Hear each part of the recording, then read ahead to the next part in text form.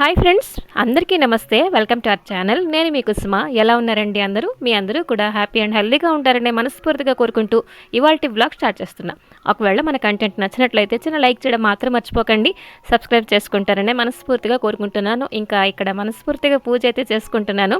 So Deepavali అయిపోయిన తర్వాత మనకి కార్తీక మాసం కదా, ఈ నెలంతా కూడాను ఆల్మోస్ట్ మార్నింగ్ అంటే ఎర్లీ మార్నింగ్ కొంచెం దీపారాధన చేసుకొని మనస్ఫూర్తిగా శివయ్యకి అలాగే స్వామివారికి చక్కగా మనసులో ఉండే కోరికలు అవన్నీ కూడా చెప్పుకుందాం అని చెప్పేసి ఈ నెలంతా కొంచెం పూజ అనేది కొంచెం ఇష్టంగా చేసుకుంటాను. అంటే ఉత్తప్పుడు చేయవ ఇష్టంగా అని మీకు అనిపించవచ్చు. అలా కాదు, ఒక్కొక్క నెల మనకి ఒక్కొక్క ప్రత్యేకత కదా.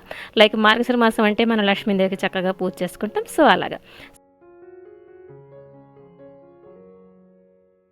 ఇంకా ఒక సోమవారం అయితే చక్కగా ఉపవాసం కూడా ఉంటానండి.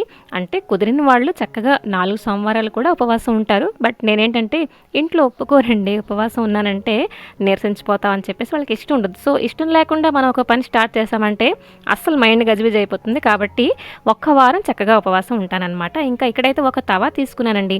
ఇదైతే ఐరన్ తవా 200 రూపీస్ అనమాట. ఏదైనా కొత్త వస్తువు వచ్చిందంటే ఫస్ట్ పసుపు బొట్లు పెట్టేసి మంచిగా దండం పెట్టుకోవడం నాకు ఒక పిచ్చ అలవాటు అనమాట.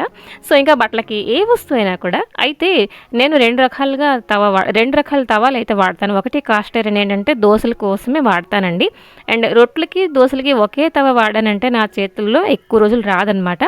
సో సెపరేట్ చేసేసాను. ఇక్కడ ఐరన్ తవాకి 1 గంట నుంచి 2 గంటల సేపు అలాగా వాటర్లో నానబెట్టేసాను. కొంచెం సీజనింగ్ చేసుకోవాలి కదా.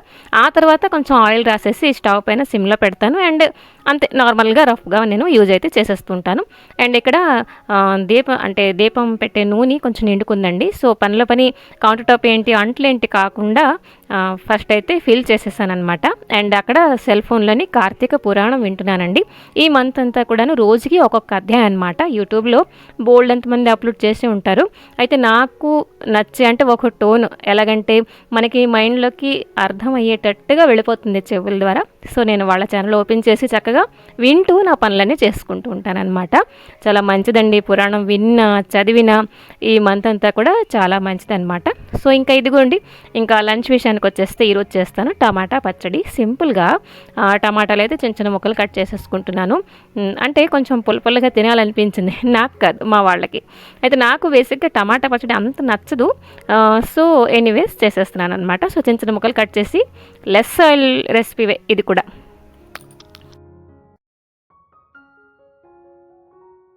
ఇంకాను టమాటా ముక్కలు వేసేసాను కదా, కొంచెం చింతపండు వేసానండి. అది మటుకు పచ్చడిలో ఎక్కువ అయిపోయింది. టమాటాల పులుపు ప్లస్ చింతపండు ఎక్కువ అయిపోవడం పచ్చడి లైట్గా మాయమాయంగా కలుపుకోవాల్సి వచ్చిందనమాట ఈరోజు మా వాళ్ళకి. కొంచెం పులుపు ఎక్కువైందని. ఇంకా క్యాబేజ్ కర్రీ అనండి, కర్రీ అనుకోవచ్చు, ఫ్రై అనుకోవచ్చు. నాకు ఈ కర్రీ బేసిక్గా చాలా ఇష్టం. ఎందుకంటే అన్నట్లో కలుపుకుందికైనా రోటీకైనా కూడా చాలా బాగుంటుంది. సో క్యాబేజ్ అయితే చిన్న చిన్న ముక్కలు కట్ చేసుకుంటాను. ఇప్పుడైతే ఆనియన్ కట్టర్లో టమాటా ఇంకా ఉల్లిపాయలు అయితే చిన్న చిన్న ముక్కలు కట్ చేసుకుంటున్నాను. అండ్ ఈ లోపల టమాటాలు మనకి మగ్గిపోయాయండి. సో ఇంకా అక్కడ అమ్మాయి చదువుకుంటున్నది. ఏవో డౌట్స్ ఉంటే ఏవో మాట్లాడుతుంటే అటు తనతో మాటలు కలుపుకుంటూ ఇక్కడైతే పనులు చేసుకుంటున్నాను. అయితే క్యాబేజ్ ఏంటంటే కత్తిపీటలో అమ్మ అయితే కట్ చేసేసి ఇచ్చేసింది. ఇప్పుడైతే ఒక వాడుగా ఉండే గ్లాస్ తోటి ఏంటంటే కట్ చేస్తే అవి కొంచెం చిన్న చిన్నగా వస్తాయి కదా. సో కర్రీ కూడా త్వరగా ఉడికిపోతుంది అండ్ టేస్టీగా కూడా వస్తుంది అనమాట. అయితే నేను మటుకు క్యాబేజ్ కర్రీ ఎన్ని మసాలాలు వేసినా వేయకపోయినా కూడా మా అమ్మ చేసేటట్టుగా అస్సలు రాదు. తను సింపుల్గా ఒక చిన్న మసాలా గుండ కొంచెం వేస్తుంది, చిన్న అంటే ఒక స్పూన్తో వేస్తుంది అంతే. చేతి మహిమ, అమ్మ చేతి వంట అంటే మాటల్లో చెప్పలేము కదా. సో అదే నేను మాట్లాడుతున్నాను అమ్మాయితోటి. ఇంకా ఇక్కడ టమాటాలు కొంచెం చల్లారిపోయాయి కదా, ఇప్పుడైతే మిక్సీ పట్టేస్తున్నాను. అండ్ ఇది కూడాను ఎలాగో ఉడికిపోయాయి కదా, ఎక్కువసేపు కూడా మరి కుక్ అవ్వక్కర్లేదు. ఈ లోపల కర్రీ రెడీ అయిపోయింది. తాలింపు వేసాను పచ్చడికి. ఇంకా ఇవన్నీ కొంచెం మగ్గిపోతే కొంచెం మెంతి పొడి వేస్తానండి.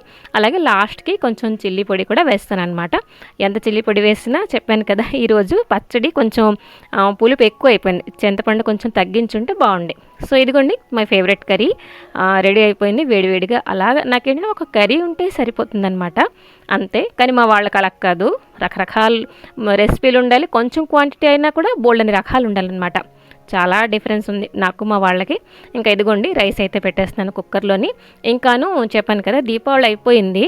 ఆ తర్వాత వెలిగించిన అంటే ఆ ఖాళీ అటడుకులు ఉన్నాయి కదా, అవన్నీ కూడా గుమ్మంలో పిచ్చి పిచ్చిగా పడి ఉంటే అవన్నీ కూడా ఒకసారి సర్దుకుంటున్నాను అనమాట. అసలు ఈ కాకరపోతు పెట్లు కానీ, అగ్గిపెట్లు తాలూకా బాక్స్ గానీ ఉంటే నాకు సూపర్ మెమరీ గుర్తుకొస్తుంది. చాలా మంచి మెమరీ చిన్నప్పటిది. ఈ డొక్కులనే దీపావళి అయిపోయిన తర్వాత స్కూల్‌కి ఏంటంటే పెన్సిల్స్ కానీ, చాక్ పీస్ కానీ అందులో పెట్టేసి పట్టుకెళ్ళేవారం.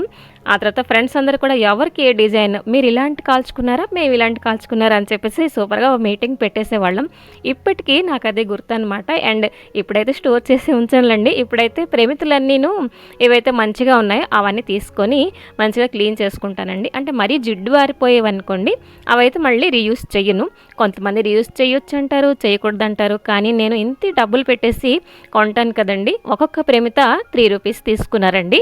కనీసం అది కొంచెం పాడైన దాకైనా నేను మళ్ళీ తోమేసి కొంచెం క్లీన్ చేసుకొని మళ్ళీ వాడతాననమాట. సో, ఎప్పుడు అలవాటే ఇది. సో, వాడుతుంటాను. సో, కొంచెం విమ్ లిక్విడ్ వేసేసి నార్మల్ వాటర్‌లో కడిగేస్తాననమాట. అయితే ఇలాంటి చిన్న చిన్న పనులండి నా ఫ్రీ టైంలో చేసుకోవడానికి నేను చాలా హ్యాపీగా ఫీల్ అవుతాననమాట. మంచి టైం పాస్ అయిపోతుంది అండ్ అలంకరణ చేసేటట్టుగా ఉంటుందన్నమాట. సో, మీరు కూడా మీ ఫ్రీ టైంలో మీకు నచ్చే పనులు చక్కగా చేసుకోండి. రిలాక్స్ అయిపోతారు. ఎటువంటి టెన్షన్ ఉండదు, వరి ఉండదు. అదేంటి నీకు ఏంటి ఎక్కువ టెన్షన్సా ఇలాంటి పనులు చేసుకుంటున్నావు అనుకుంటున్నారా? కాదండి, టెన్షన్ కాదు. ఒక బాధ్యత ఏంటంటే అమ్మాయికి స్టడీస్ అవుతున్నాయి కదా! తను ఏమేంటంటే ఒక జాబ్ చేయాలని చెప్పేసి నాకు అదే తన ఎయిమే నా ఎయిమ్ అనమాట. కానీ తను ఒక లక్ష్యం చేరుకున్నదాకా ఒక పేరెంట్‌గా నాకు ఆ బాధ్యత అది ఉంటుంది కదా! మేబీ మీకు అర్థం అయ్యి ఉంటుంది. నా ఉద్దేశం ఏంటి అనంటే ఆడపిల్లలు అంటే పెళ్లి కాకముందే వాళ్ళు ఏంటి అవుదాం అనుకుంటున్నారో వాళ్ళ డ్రీమ్ అనేది అప్పుడే ఫుల్ఫిల్ అయిపోవాలండి.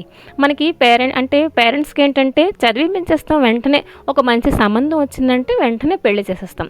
బట్ నేను అక్కడే కొంచెం స్టక్ అయిపోతానండి. మంచి సంబంధాలు అయ్యి వాళ్ళకి పెళ్లి చేసేసామనుకోండి, తనకేంటంటే జాబ్ చేయాలి, తను ఇండిపెండెంట్ అవ్వాలి, సొంత కాళ్ళ మీద నిలబడాలి, తన ఖర్చులకి ఇంకొకరి మీద ఆధారపడకూడదు అని చెప్పేసి నాది ఈవెన్ మా అమ్మాయిది కూడా సేమ్ మైండ్లో ఉంటుందన్నమాట. ఇప్పుడు పెళ్లి చేసేసామనుకోండి, అంటే ఎలాగంటే అత్తయ్య వాళ్ళకి ఎలాగుంటుంది, ఒక కోడలు వచ్చిందంటే ఇంట్లో పనులను చక్కగా చూసుకోవాలి అని చెప్పేసి ఉంటుంది.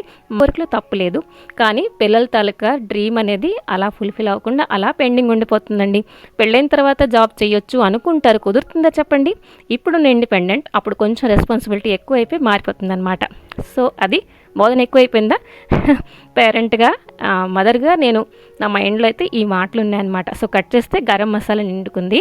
సో, ఇప్పుడు కొంచెం వెరైటీగా చేసుకుంటున్నాను. లాస్ట్ కొంచెం పేస్ట్ చేశాను గరం మసాలా. వీడియో కావస్తే ఒకసారి చెక్ చేసుకోండి. ఇప్పుడైతే కొంచెం దాల్చిన్ హోల్ మసాలాస్ ఉంటాయి కదా, అవన్నీ కూడా కొంచెం వేసుకొని లో ఫ్లేమ్లో ఫ్రై చేసుకుంటున్నాను అనమాట. సో, ఇలైచి కూడా తొక్క తీయాలి, ఫ్రై చేసేసి తీసేస్తాను. ఇవన్నీ కొంచెం గోరువెచ్చగా అయినప్పుడండి మిక్సీ పట్టేస్తాను. ఎంత మంచి వాసన అంటే ఇల్లంతా, అసలు దాల్చిన మంచి ఫ్లేవర్ కదండి. సో, ఇదిగోండి రెడ్ చిల్లీ కొంచెం వేసాను, ఎందుకంటే ఇవి చాలా ఘాటుగా ఉన్నాయండి, చెప్తే నమ్మరు. సో, ఇదిగోండి కొంచెం మిక్సీ అయితే పట్టేసాను అనమాట. సో, మంచిగా పొడి అయిపోయింది కదా. ఇప్పుడు పచ్చి వెల్లుల్లి కొంచెం యాడ్ చేసుకుంటానండి. ఒకవేళ కార్తీక మాసం అంటే వెల్లుల్లి స్కిప్ చేద్దాం అనుకుంటే వెల్లుల్లి స్కిప్ చేయొచ్చు. మా ఇంట్లో తింటూ ఉంటారు ఉల్లిపాయలు, ఎలాగో నాన్ వెజ్ ఉండదు కాబట్టి ఉల్లిపాయలు స్కిప్ చేయరు మా వాళ్ళు. సో, ఇదిగోండి వెల్లుల్లి కలిపేసి మిక్సీ పట్టేసాను అనమాట. అసలు దీంతో కర్రీ చేద్దాం అనుకున్నానండి, కానీ ఆల్రెడీ క్యాబేజ్ కర్రీ చేసేస్తాను కదా, మళ్ళీ 2-3 కర్రీలు ఎందుకు అని చెప్పేసి ఇది ఓన్లీ ఏంటంటే మనకి పూరీలోకి కర్రీ కానీ, రోటీస్లోకి కానీ, ఆలు కర్రీ బేసిక్ గూని కానీ ఇలాంటివి చేసేటప్పుడు ఈ పొడి కొంచెం వేసుకుంటే సూపర్గా ఉంటుందన్నమాట.